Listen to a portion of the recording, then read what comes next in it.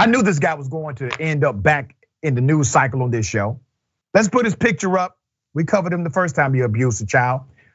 We said it would happen again, and guess what? It absolutely has. Reverend out of Louisiana has been arrested again for child abuse as predicted. Reverend John Raymond, who was previously arrested and accused of 3 counts of cruelty to juveniles, has been arrested again for physically abusing a 4-year-old child. This is a Louisiana Republican official. We reported on him not too long ago. He also serves as the pastor of that local church. He has taken leave of absence now from his position as the headmaster of the Christian school he was in charge of. As a reminder, he was previously arrested for allegedly taping kids' mouths with packing tape because they were bullying a teacher. He defended his actions and said, the students all chose tape. And I pulled off one piece at a time and carefully placed it over their mouths, making sure that it did not touch their nose or interfere with their breathing. At no time was the tape wrapped around any student's head. Now, when he gave that dumbass explanation for why he decided to tape the mouths of children, remember, he got arrested for this, okay? It was abuse. The administration, they went along with it. One had an objection. They were like, we don't need to use that much tape. That was the only objection, really. So he does this. He gets away with it. He comes back. He's still the headmaster of a school. Now, I know some people will say, well, yeah, the parents now need to sue because this abuse was documented and known, and it was.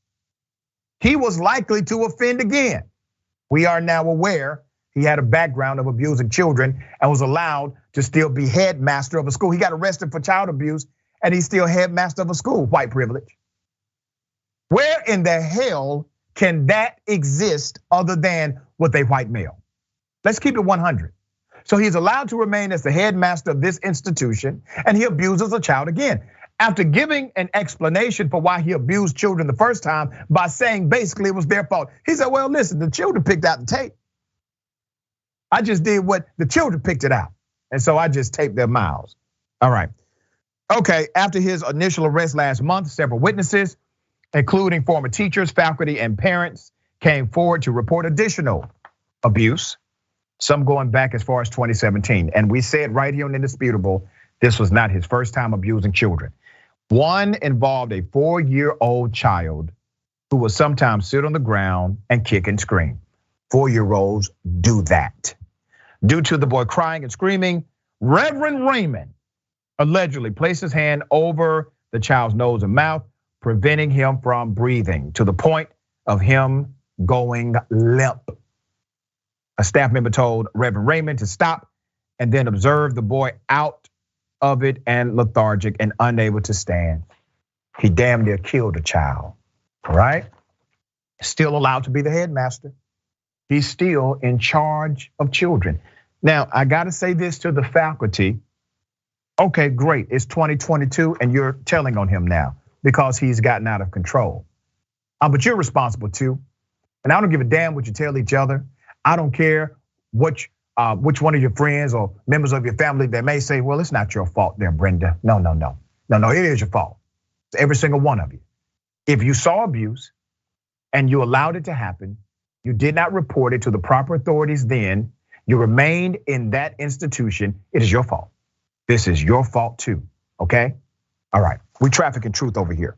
Police said that Reverend Raymond dragged the same child across the floor by his ankles when he refused to leave with him. Police said in another incident, Reverend Raymond allegedly held the child upside down by his ankles and repeatedly whipped him on the backside. Put up the picture of the Reverend again. Serial abuser. Serial child abuser. Pure and simple, keep his picture up. After reviewing the new allegations, Slidell police detectives sought a warrant that was signed by a 22nd Judicial District Judge on Monday. He was booked into the city jail, will be transported to the St. Tammany Parish jail where bond will be set. He sent parents of the school a letter following his arrest, all right? Here's what the letter sent to parents but the school said that the leave is voluntary as these matters are being resolved.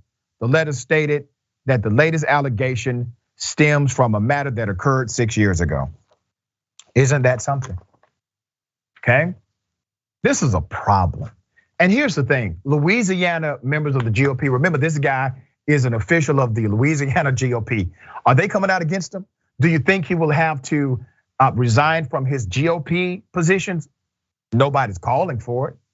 He literally is being arrested multiple times for abusing children, and no one in the GOP is willing to say, Reverend, you need to sit your ass down and you deserve to be in jail. Thus saith any freaking Republican in Louisiana. Can one Republican stand up against this guy? One, maybe two? We got zero so far. All right, Ben, thoughts here.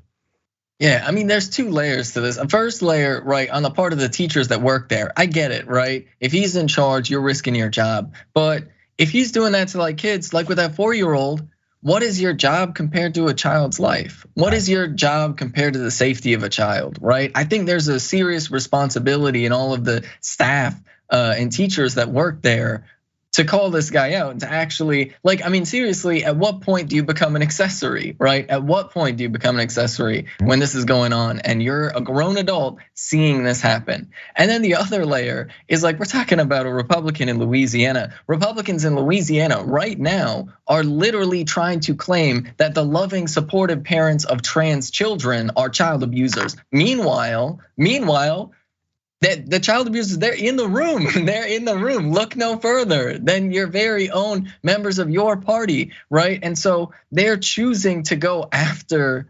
Trans children in that state, threatening to take away children from their loving, supportive parents. Meanwhile, this is happening, right? And it's just everything about this is just absolutely infuriating. Yeah. We're going to continue to follow this story, see how the prosecution will play out against this serial child abuser.